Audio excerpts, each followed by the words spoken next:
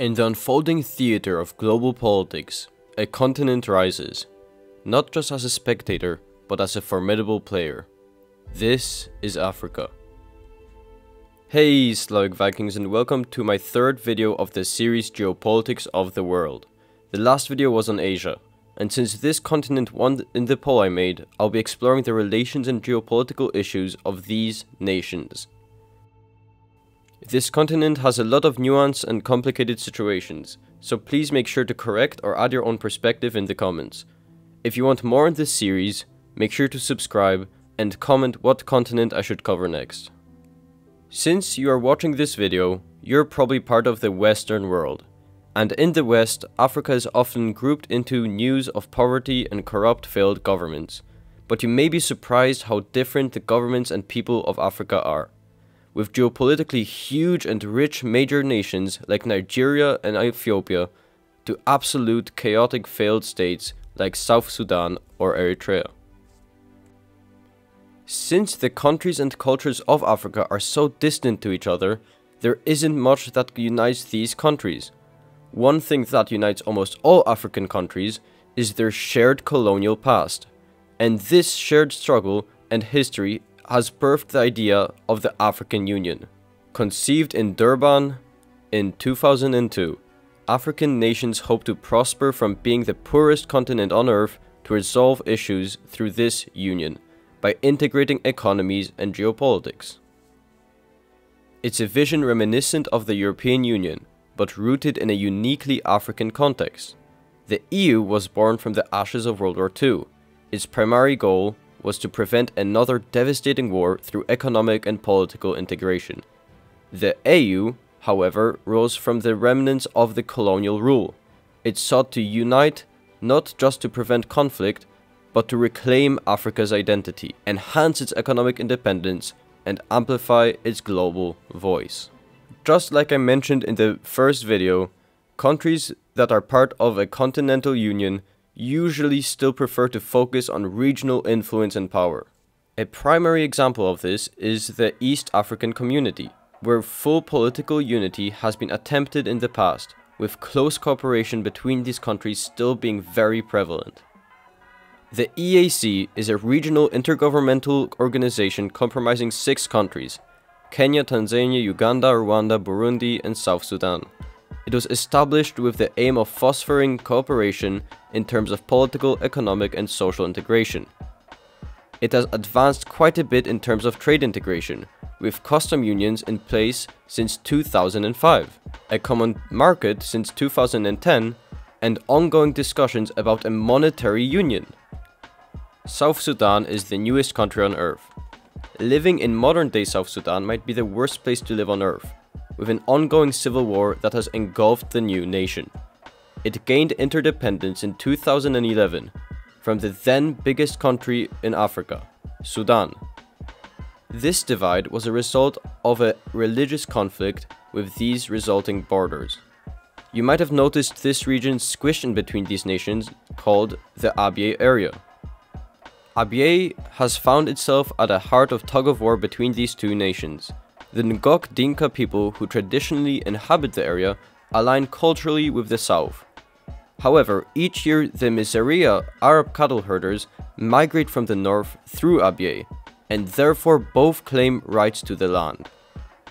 A special administrative status was provided to Abyei by the 2004 protocol, which stated that it belonged to both Sudan and South Sudan. Yet, its fate remains undetermined due to failed referendums. Both Ethiopia and Uganda have close relations with South Sudan. They played a pivotal role during South Sudan's struggle for independence and continue to exert influence in the country. The East African Bloc of Intergovernmental Authority on Development has been central in mediating the peace processes in South Sudan. Despite their separation, Sudan and South Sudan are economically interdependent. South Sudan holds 3/4 of the former Sudan's oil reserves, but relies on pipelines running through Sudan to export it. Sudan has a funny dispute with Egypt, both countries not claiming the Bir Tawil area. In short, both countries adhere to different treaties because they want control over the more important coast of the Halab Triangle. Moving to Ethiopia, being the biggest regional power and the last country in Africa to get conquered by the Europeans, nowadays has a very tense relation with Egypt over building dams. Ethiopia wants to increase its power supply significantly by using the Blue Nile for hydropower.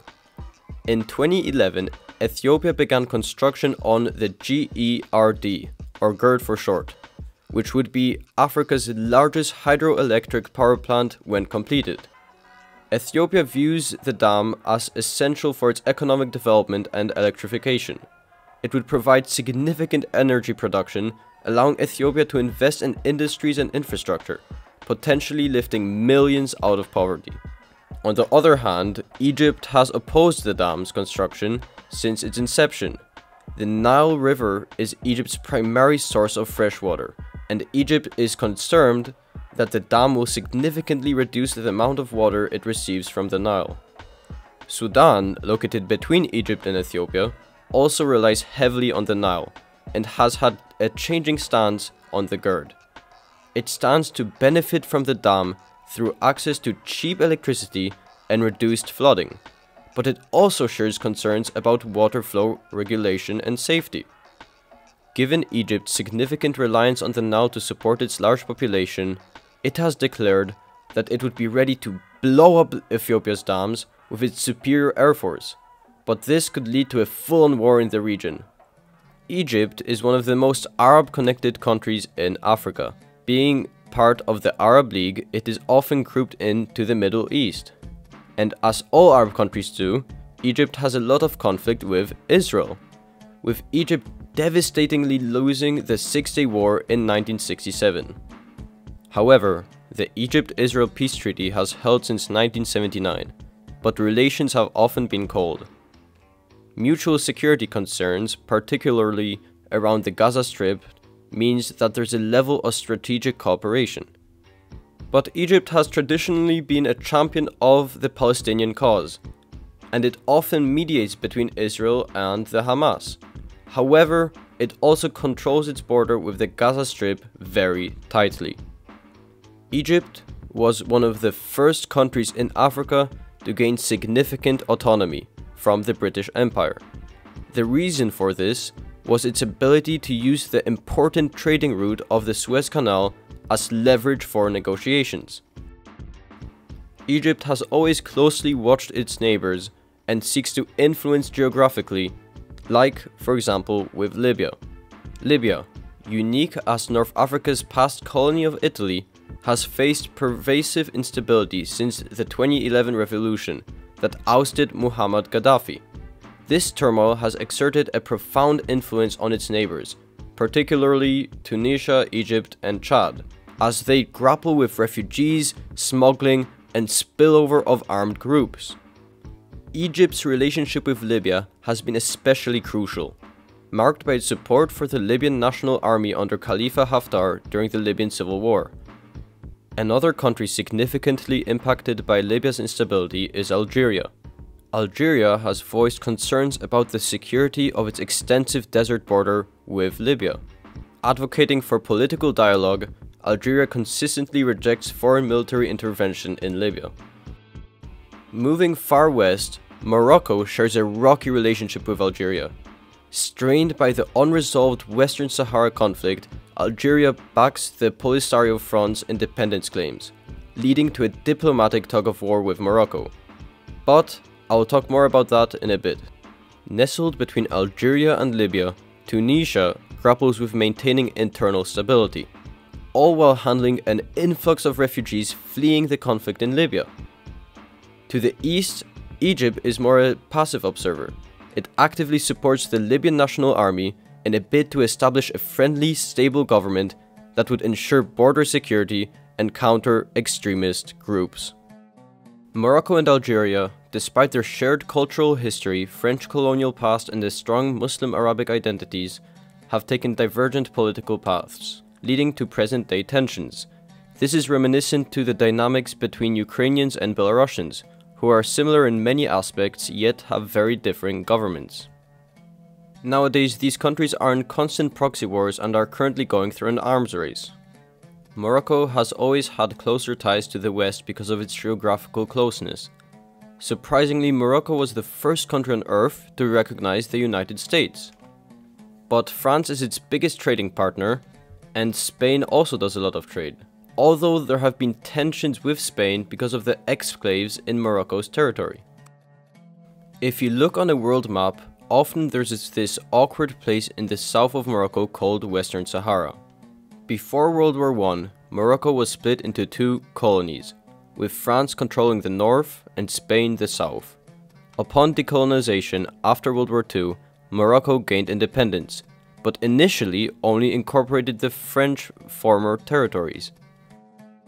The concept of defined national borders was not deeply ingrained in the tribal societies of Africa at the time, and this led to both Morocco and Mauritania laying claim to the Spanish-controlled south, known as Western Sahara. However, the indigenous Sahrawi people, led by the Polisario Front, also asserted their independence, declaring the establishment of the Sahrawi Arab Democratic Republic and also fought for independence. By 1979, Mauritania had withdrawn its claim, leaving the territory in dispute between Morocco and the Polisario Front. The United Nations has been involved since the late 80s in trying to negotiate a settlement. In 1991, a ceasefire has reached, with the understanding that a referendum would be held to determine Western Sahara's future. However, disagreements over who is eligible to vote have prevented this referendum from taking place. Despite Morocco effectively controlling most of the territory, the UN still refers to Western Sahara as a non-self-governing territory. The Polisario Front, with the earlier mentioned SADR which they formed, have been recognized by some countries and are a full member of the African Union. However, some countries recognize Moroccan sovereignty over Western Sahara. So in many maps and geopolitical references, Western Sahara appears separately due to this internationally disputed status.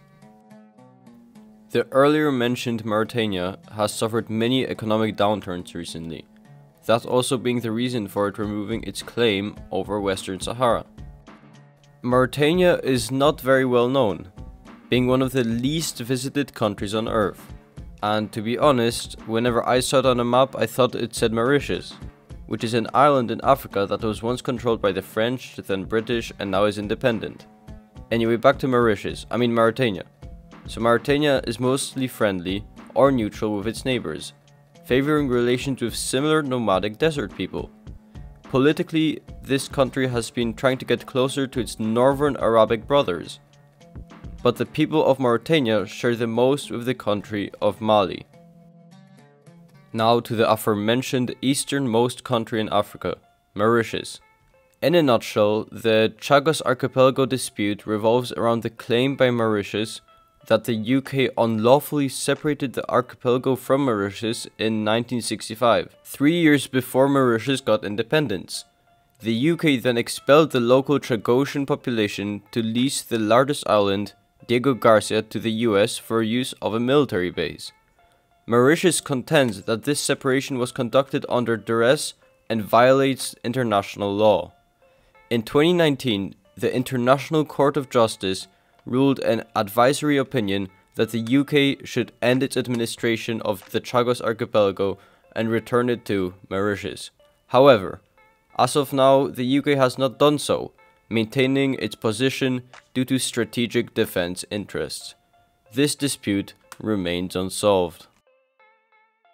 Known for once hosting the world's richest man, who famously gave away tons of gold, modern Mali's principal political challenge is the Northern Independence Movement. This movement primarily composes of ethnic Tuaregs. It seeks to establish an independent state named Azawad.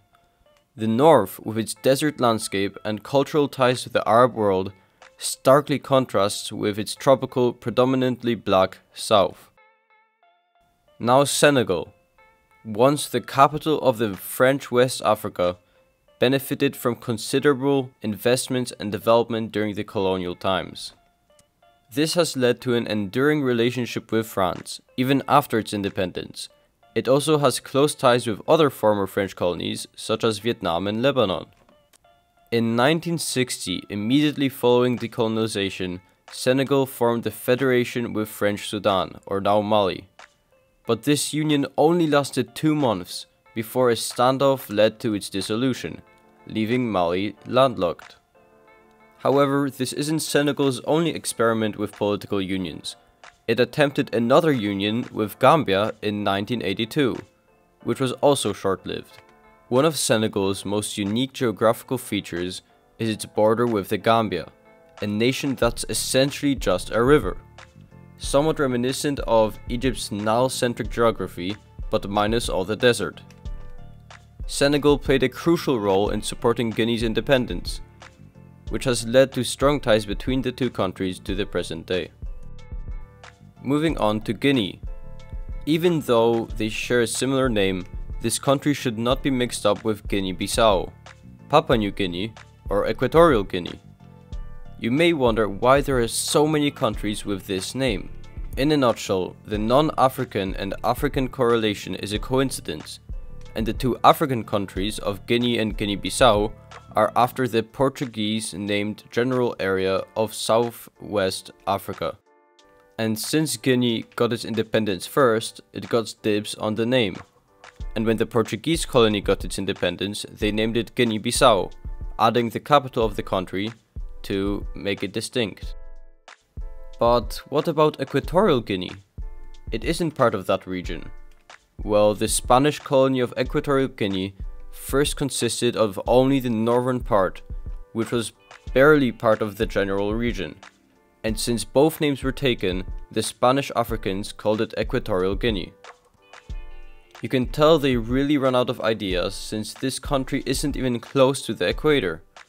While the last country of Papua New Guinea was named after Papua, as the region was called then, and added Guinea because the Spanish explorers saw West Africans and indigenous island people thousands of miles away as the same people.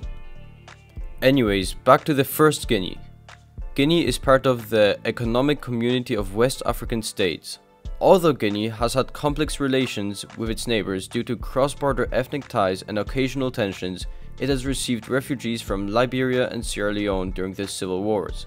And Guinea's own political instability has sometimes strained relationships, although still having a special connection with the French world. Now to its Portuguese twin, Guinea-Bissau. Other than names, the countries share the similarity of being the least visited countries in Africa. Guinea-Bissau has beef with its colonial overlord of Portugal, liking more to align itself with the rest of the Lusophone world. Although Guinea-Bissau remains economically dependent on Portugal, and Guinea's biggest ally is Cabo Verde, with them being united when fighting the Portuguese. There isn't much to say about Cabo Verde, other than it's close with the Lusophone world and the US because of there being a large US diaspora. I'm tired of talking about West Africa, so how about we move where we started, East Africa. All the way to the east is a hidden country of Somaliland. All of Somaliland lays in the official territory of Somalia. Historically, the difference between these states is that eastern Somalia was once ruled by the brutally oppressive Italians, and the western part was ruled by the still oppressive but a bit less British. After both got their independence, Somaliland was an actual recognized independent state, before joining up with the rest of Somalia. The two countries are ruled by very different clans, the Somaliland being much more united, stable and economically prosperous, under the Isaac family.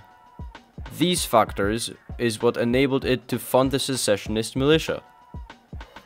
Therefore, in the 80s, they fought a war, and in 1991 it declared independence. But sadly, almost no country wants to recognize this country because they don't want to incentivize secession movements. And there is no interest in giving attention for a faraway African state with minimal geopolitical impact. However, looking back, now you may think, why did Sudan get its independence? Well, does Somaliland have an American actor and filmmaker George Clooney advocating for its independence? Anyways, if we look up, we have Djibouti. Djibouti uses its curvy and geographically strategic location in the Horn of Africa and the control of the Persian Gulf to make a lot of money. Like most strategically vital booties, Djibouti's political focus is primarily by selling out land for military bases, with Chinese and US bases right next to each other. Other than that, it is very popular to go diving in Djibouti, and Djibouti always seems to have the potential to surpass its neighbors with its extremely strategic location, with all of Ethiopia's maritime trade having to go through the cracks of Djibouti. Finally, squeezing our way out of Djibouti, we reach Eritrea. Before making this video, all I knew about Eritrea was that it is the place they use for the Republic of Wadia in the movie The Dictator. Also, that it is the most corrupt country on earth. Eritrea is often called the North Korea of Africa, with it having a very strict isolationist policy. For example, the government decides arbitrarily how long you should be in the military, and Eritrea is not accepting any foreign aid, wanting to make its citizens more independent. Eritrea fought a gruesome 20-year war with its ethnically similar neighbor of Ethiopia, which resulted in its independence. Eritrea's isolation is one of the reasons why Ethiopia has to squeeze its trade through the more friendly Djibouti. Other than that, Eritrea is often in conflict with the other Persian Gulf countries, since it often tries to raise tariffs, causing countries to respond with sanctions, only deepening Eritrea's isolation. The Tigray conflict, beginning in November 2020, pitches Ethiopia's federal government against the Tigray People's Liberation Front, drawing in Eritrea and unsettling the Horn of Africa region geopolitically. This ironically made the two countries of Egypt and Eritrea closer, since they both have to fight this movement. Now that we are done with the North and the Horn of Africa, let's go south and move our way up from Southern Africa, starting with the lazily named country of South Africa. South Africa is one of Africa's largest economies and plays a significant leadership role in the region. It is a key member of the African Union and the Southern African Development Community, which also consists of Angola, Botswana, Comoros, Democratic Republic of Congo, Eswatini, Lesotho, Madagascar, Malawi, Mauritius, Mozambique, Namibia, Seychelles, United Republic of Tanzania, Zambia, and Zimbabwe. South Africa being the richest member, often acting as a mediator in regional conflicts. South Africa is a member of the BRICS Association of Emerging Economies, along with Brazil, Russia, India, and China. This membership reflects South Africa's global economic relevance and ambition. In a nutshell, the BRICS nations are a group of big geopolitically significant countries that hold annual meetings to talk about economic goals and how to geopolitically lesser the influence of the US dollar as the universal exchange currency. South Africa has long-standing relations with Western countries. The United States and the European Union are significant trading partners, and they also collaborate in areas such as health, education, and the environment. However, there are occasional disagreements over issues such as trade policies and human rights. And now going more into these human rights. South Africa is known for its brutal apartheid, which lasted all the way into the 90s, which separated black, colored, and white people into different social levels in society, with white people getting extreme favoritism in all aspects of life, including education, living area, rights, and public services. Nowadays, all the people of South Africa are equal under law, but still South Africa is the most unequal country on earth. Both Lesotho and Eswatini are enclaves within South Africa, and are economically dependent on it. South Africa has historically played a role in mediating political crises in these countries. Both Lesotho and Eswatini were British protectorates during the colonial era. They managed to maintain their independence due to successful diplomatic negotiations and a strong desire to preserve their unique cultural identities. After the colonial era ended, both nations remained separate from South Africa and maintained their sovereignty. Nowadays, both countries are very close with South Africa, although Eswatini, as one of the world's last absolute monarchies, has faced criticism over governance and human rights issues. To the north of South Africa, we have Botswana, the biggest success story of Africa. Once one of the poorest nations on the planet, Botswana transformed its fortunes by effectively managing its diamond resources and maintaining stable democratic governance. Today, it's one of Africa's most prosperous nations, shining brighter than the diamonds it's known for. Botswana and South Africa enjoy solid relations and strong economic ties, largely due to its geographical proximity. Sure, they occasionally butt heads over issues like cross-border crime and water sharing, but they generally handle these matters like mature adults. To the west of Botswana, we have Namibia. South Africa administered Namibia under the League of Nations mandate until its independence in 1990. Nowadays, these three nations of Botswana, Namibia and South Africa are very closely integrated and have favorable relations. To the east, we find Zimbabwe. While it enjoys its economic ties with China, it suffers from US sanctions and persistent economic and political issues, impacting relations with its neighbors, partly due to waves of migrants seeking better opportunities. Moving north from Botswana, we come across an unusual border. The only place on Earth where four nations, Namibia, Botswana, Zimbabwe and Zambia, nearly converge. Pre-World War II Germany, controlling Namibia, traded with the UK to secure this thin strip of land for access to the Zambezi River, hoping for a faster route to the Indian Ocean. But a towering waterfall has always obstructed river travel. In practice, the British scammed the Germans, but made sure to emphasize their no refund policy. This isn't just a curious border, it's crucial. Thanks to Japanese investment, a new bridge was built over the Zambezi River just in 2021, strengthening this key trade route.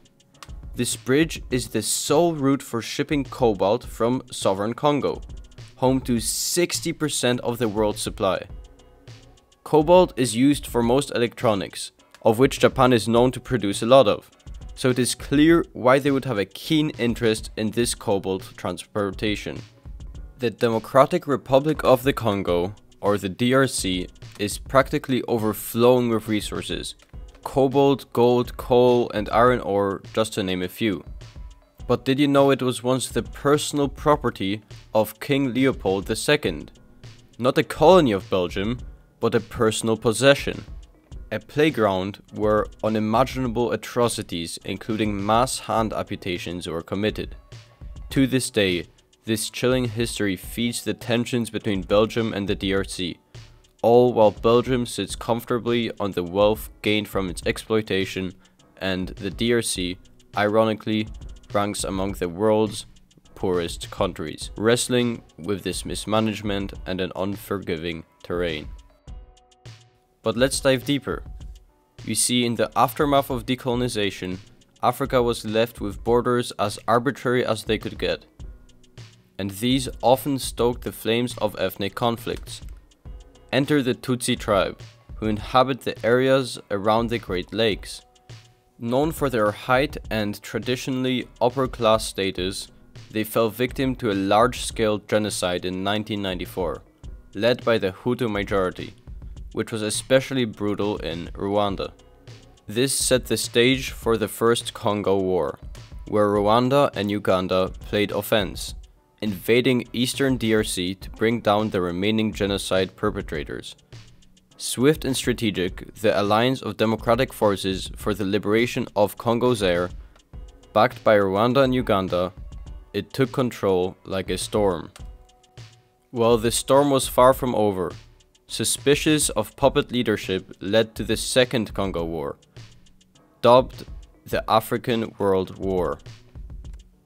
This was one of the deadliest conflicts in recent history, involving a medley of African nations, including the DRC, Rwanda, Uganda, Zimbabwe, Angola, Namibia, Burundi, Sudan, and Chad, all battling for a piece of the Congo's beautiful resources. Despite the war's official end in 2003, the eastern DRC remains a hotspot for instability, with numerous active armed groups hindering the country's recovery and development.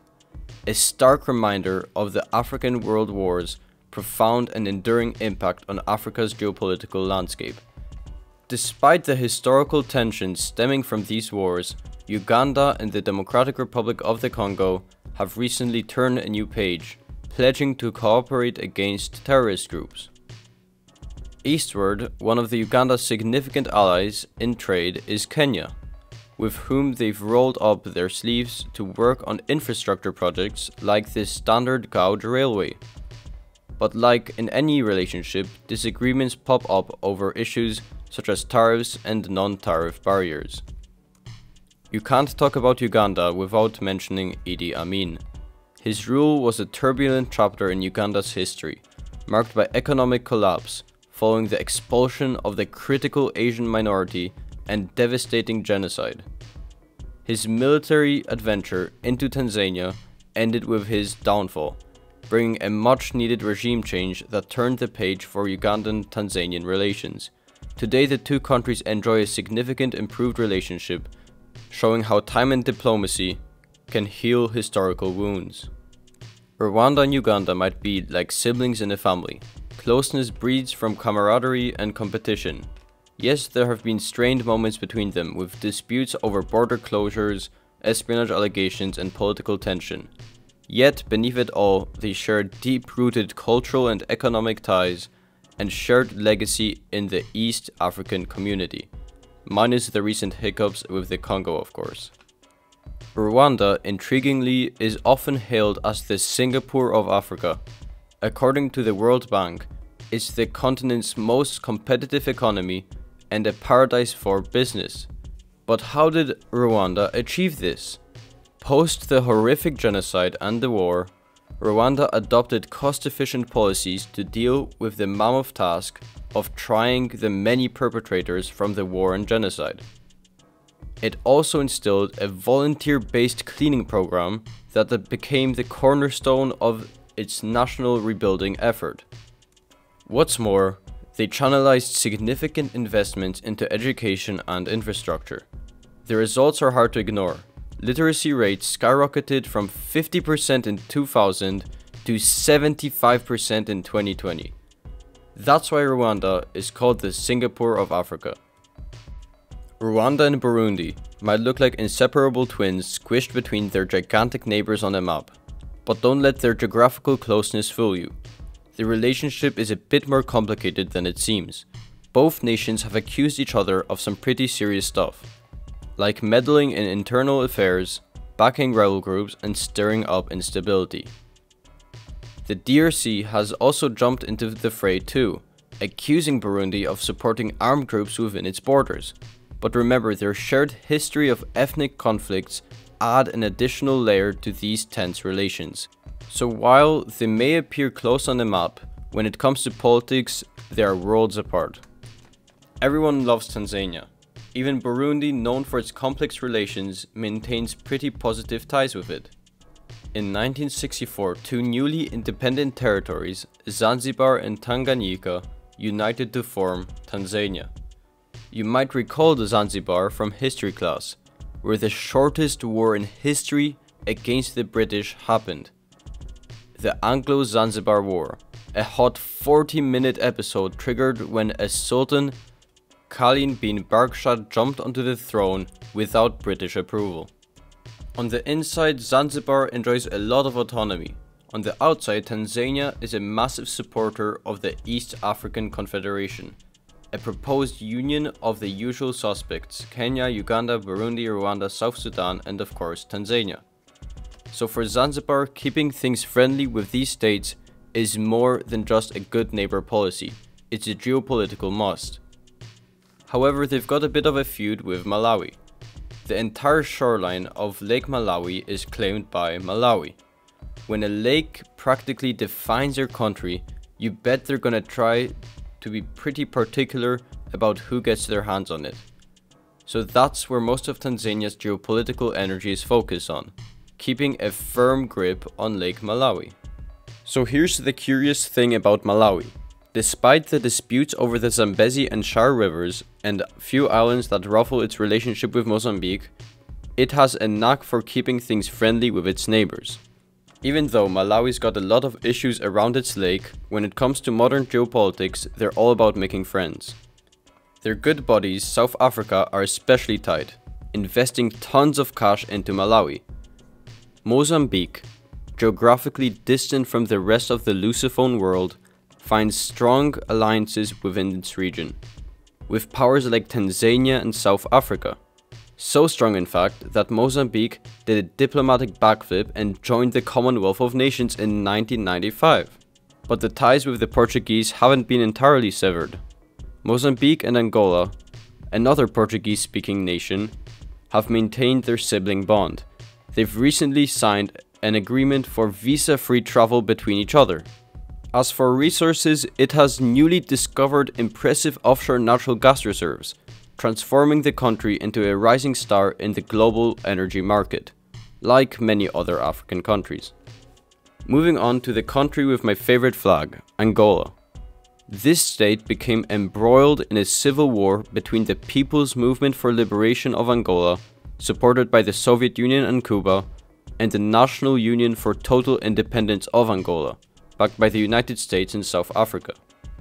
The civil war lasted nearly 3 decades, devastating the country to such an extent that it is now one of the most expensive countries on earth, even beating Denmark. Because of this long civil war, the country didn't have much time or resources to invest in infrastructure and now produces only 1% of what it used to in agriculture. Angola is also separated into two, with a small northern territory containing and producing around 60% of Angola's oil, with oil being the main industry carrying the nation's economy, with over 95% of the exports being oil. Angola is crucial to Zambia's exports. Zambia is famed for its Victoria Falls. It is peaceful since its 1964 independence from Britain. Regionally, Zambia maintains good relations with its neighbors and plays an active role in the SADC. However, border disputes with Botswana over Zambezi River occasionally cause strain. Taking a leap over Tanzania over to Kenya, the tech wizard of Africa. You've heard of their lightning fast runners, but internally they've been playing a game of tribal tug-of-war. It's been a tough one, but things are starting to look up. Britain has left a lasting legacy here, and it isn't just their love for tea, although Kenya has embraced that, becoming the 3rd largest producer of tea. In the African neighborhood, Kenya's got a strong relationship with Ethiopia, Tanzania and Uganda. If there's one thing that brings Kenya and Ethiopia together more than anything, it is their shared mistrust of Somalia. While Tanzania and Uganda are all in the same Swahili-speaking boat, and together they form the triarchy of Lake Victoria. Hopping over to the smaller Second Congo, or as it's known officially, the Republic of Congo. You might also know it by its capital, Brazzaville, hence Congo Brazzaville. It seems that most modern arguments around here are fueled by, well, fuel. That is disputes over oil-rich territories with Gabon and Angola, and its heavyweight sibling, the bigger Congo. Although the smaller Congo carries less weight, it's doing much better than its big brother. And the two share a lot culturally, but not politically. While today Congo Brazzaville might be capitalist, it once followed the principles of the Marxist-Leninist theory, aligning itself snugly with the communist USSR for a good 30 years post-independence. You might have noticed that Congo Brazzaville looks like it's eating Gabon. Moving on to Gabon. Despite the minor disputes with Equatorial Guinea over a few islands, a conflict that understandably intensifies with the presence of oil, Gabon is performing remarkably well compared to its neighbors. Particularly impressive is its infrastructure and rail development. The country has successfully harnessed its oil wealth to facilitate cheap imports for its people. Surprisingly, Gabon enjoys a close relationship with Morocco, attributed to part to the friendship between their presidents. It also maintains a warm relation with its neighbors Cameroon and Equatorial Guinea, despite the occasional territorial disputes. Cameroon, just like other coastal nations we've discussed, has its fair share of maritime disputes, primarily with Equatorial Guinea and Nigeria. On the diplomatic stage, Cameroon is close with the Big Congo, the Central African Republic, and of course, Chad. Which begs the question, why? Well, these relations are vital for regional security and economic cooperation. But let's say see you soon to Cameroon and move on to Equatorial Guinea. Like I mentioned earlier, Equatorial Guinea is the biggest misnomer on Earth, with it being around 100 kilometers away from the equator. The name was meant to give a general sense of the location, courtesy to the Spanish, who it seems had their hands too full with America to pay attention to their lone colony in this part of Africa. The Spanish colonial history has left Equatorial Guinea with a unique legacy. It's the only Spanish-speaking country in Africa, creating an unusual cultural bridge to Spain and Latin America. The Central African Republic, another victim of unimaginative map labeling, so I'll just be calling it CAR. CAR has not been doing too well recently because of instability and coups, but every cloud has a silver lining, and for CAR that's Cameroon, a good buddy sharing much more than just cultural bonds. Cameroon is CAR's road to the sea. Chad, just like Equatorial Guinea and Gabon, has played an active role in CAR's internal conflicts, with Chadian forces participating in peacekeeping missions. However, this involvement has been controversial, with allegations of Chadian support for certain factions within the CAR. Moving on to the best shaped country in Africa, Chad. Chad is known for looking like a Chad face with a slick haircut. Well, Libya was jealous of Chad's fashion sense and invaded them to make the borders look like this. However, Chad managed to keep its haircut after some fighting. This entire conflict was pointless, since the mountains of Chad's hair don't have any resources and have only resulted in these tensions. Unlike Chad in our world, Chad has a problem with making friends, having land disputes with Sudan and minimal to non-diplomatic relations with its neighbors. The biggest thing uniting Chad with its African brothers would be countries like Nigeria, Cameroon and Niger, which all together had to fight the Islamist militant organization of Boko Haram. More on them later. Niger likes to align itself more with West Africa, with it currently constructing more rail connections to them. Similarly to Chad, Niger has found allies by uniting against the Boko Haram, which by the way has been defeated in 2021. And therefore Niger is tactically close to Mali, Nigeria, Burkina Faso and Benin, probably having the most tense relations with Libya, since armed groups and weapons have crossed the porous borders into northern Nigeria, contributing to insecurity in the region. Next up, the heavyweight of Africa, Nigeria, boasting 200 million people and the continent's biggest economy, pumped up by Africa's largest oil exports.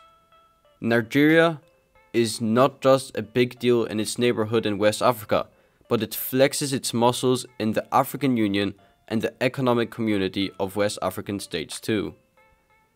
Internally, Nigeria has been tussling with oil insurgencies down south and Islamist militias up north, including the infamous mentioned Boko Haram. It also had high-stakes spat with Cameroon over oil-rich Bakassi Peninsula, a dispute Cameroon won in court.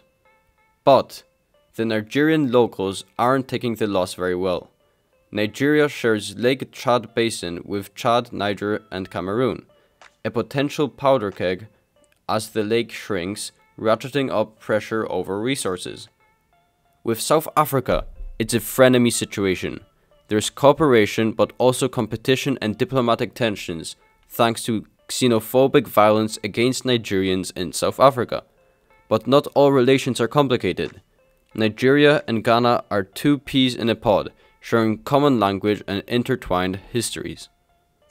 Ghana, the golden child of West Africa, has been a shining beacon of democracy since 1992, peacefully passing the leadership baton in a region that often tips over to political instability. Its wrangle with the Ivory Coast over oil-rich offshore territories had a happy ending in 2017, when the International Tribunal for the Law of the Sea played referee and ruled in Ghana's favor. Both countries have since been on their best behavior, respecting and implementing the decisions. Tensions occasionally arise with Burkina Faso over usage of the Volta River that runs between them. Nevertheless, they remain close. Speaking of, Burkina Faso, amidst its own internal chaos with political instability and militant insurgencies, seems to find solace in the arms of its Arab buddies, particularly Libya. Together, they've set the cornerstone for the community of Sahel-Saharan states, extending their friendship to a regional collaboration. Yet, back home in the neighborhood, Burkina Faso seems to have many ongoing conflicts with its immediate neighbors. Being in Burkina Faso, we move down to Benin. Benin has a dispute with Burkina Faso over this town called Porga. But Benin isn't just about territorial squabbles, it's also the master of voodoo diplomacy, channeling its deep-rooted voodoo cultural history to create diplomatic ties and promote cultural exchanges, especially with Caribbean countries like Trinidad and Haiti.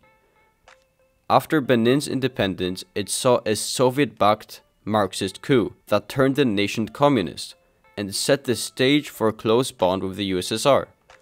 Time has moved on, but the friendship remains. Despite this, Benin manages to keep it warm with Nigeria and Togo, proving it's quite a diplomatic juggler.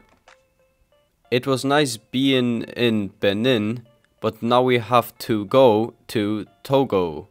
Denmark was the first to colonize Togo and parts of Ghana. Interestingly, in Denmark today, there's a significant community of people with Ghanaian roots. Togo, on the other hand, has deep connection to West Africa. The country is particularly close with Ghana and Benin, and the three share a high degree of integration. But let's not forget Togo's political side. It has seen the Gnagsby family in power for decades, which has sparked internal tensions. It's sad, but we have to go to a different country now. Since 1986, Côte d'Ivoire is the only country that insists to be named only in its native language of French. But that is stupid, so I'll be calling it Ivory Coast. Despite the scars left by the civil wars, Ivory Coast has done well in maintaining positive relations with its fellow French-speaking countries, particularly Mali and Burkina Faso. Shifting gears to my personal African favorite, Liberia, is a country with a unique backstory. Founded by freed African American slaves and freeborn African Americans who sought to create a new life on their ancestral continent. Liberia is very close with Namibia. The bond goes way back to when Liberia was lending a helping hand to Namibia's fight for liberation. Regionally, Sierra Leone and Guinea are also in the mix, despite old tensions stirred up by the Civil War in the 80s. I have now covered all of mainland Africa, and will now move on to islands, starting with Madagascar, its largest island. Geopolitically, Madagascar sways less towards its African brothers and more towards its former colonial overlord of France, despite some old-school grudges from the occupation years. But it's not all about France. Madagascar also shares maritime camaraderie with other Indian Ocean nations, such as Comoros, Mauritius and Seychelles, as they sail together in the Indian Ocean Commission, a regional forum that strengthens relations. Our next stop is the former Portuguese colony of São Tomé and Príncipe, a country that still keeps Portugal close to its heart.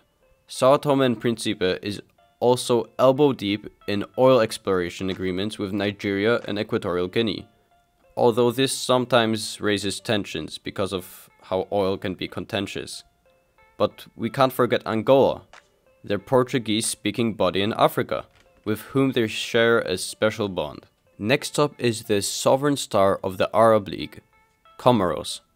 Tucked away in the Indian Ocean, it's got some serious ties in high places.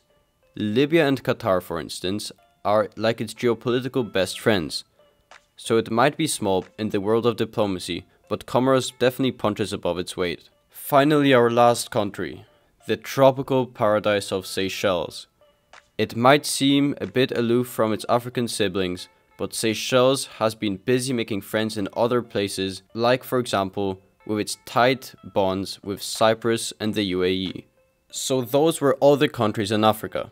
I won't talk about United Kingdom overseas territories such as Sierra Leone or St. Helena, because this video is already ungodly long, and I instead will talk a bit about how the outside world interacts with Africa. First off, we've got Western nations, including the United States, who keep Africa close with economic aid, trade relations and military cooperation. They're like strict schoolmasters of the lot, always pushing for democratic values and human rights, even trying to aid the governance reforms. However, it's worth noting that this relationship hasn't always been beneficial for Africa. There have been instances where the West's economic policies, despite their good intentions, have inadvertently created dependencies rather than self-sufficiency. Structural adjustments programs imposed by international finance institutions, largely influenced by Western countries, have sometimes led to painful austerity measures causing social disruption and exacerbating poverty in several African nations. Furthermore, military interventions under the banner of promoting democracy and ensuring regional stability have occasionally resulted in unintended consequences. Cases in point include destabilization of Libya's post-Gaddafi and the spiraling conflict in Somalia. These interventions have at times led to power vacuums, fostering a fertile ground for extremism and worsening the humanitarian crisis. Then moving on to the infamous Chinese engagement in Africa. The strategy is investments, big ones, particularly in infrastructure, railway, roads, ports, you name it. They're building it. This massive build-up isn't just for show. It's a strategic move that allows China to tap into vital resources such as minerals, oils, and even agricultural products, such as trees. However, China's seemingly friendly approach has some worrying implications. They lend vast sums of money for these infrastructure projects. African nations, lured by the promise of development and prosperity, find themselves trapped in a cycle of debt. It's not just about some economic strain. Some fear that the inability to repay these loans could lead to gradual loss of sovereignty, as we've seen in instances where China has taken control of key infrastructures due to defaults on loan payments. China's engagement in Africa is a high-stakes game, one that could reshape the continent's future. While the promise of investment and development is appealing, the long-term implications of these relationships may pose challenges to Africa's autonomy and economic dependencies. And of course we can't forget France, the ex who just can't let go. 14 African countries still use the CFA franc, a currency tied to the euro and backed by the French treasury. Sure, it provides stability, but critics argue that it fosters economic dependencies and it smells suspiciously like neo-colonial control. Africa, despite its past struggles with instability and poverty, is on the brink of a new dawn. With its rapidly growing population and economy, it's a sleeping giant that's about to wake up in the next couple of decades. Admittedly, I was very new to African geopolitics when I started making this video, but diving deep into it, I've realized it's a fascinating, underrated player on the world stage. If you enjoyed this video and want me to make more videos on this series, make sure to like and subscribe. And I'll be posting a poll after this video where you can vote for the next continent. And as always, farewell, żegnam, and goodbye.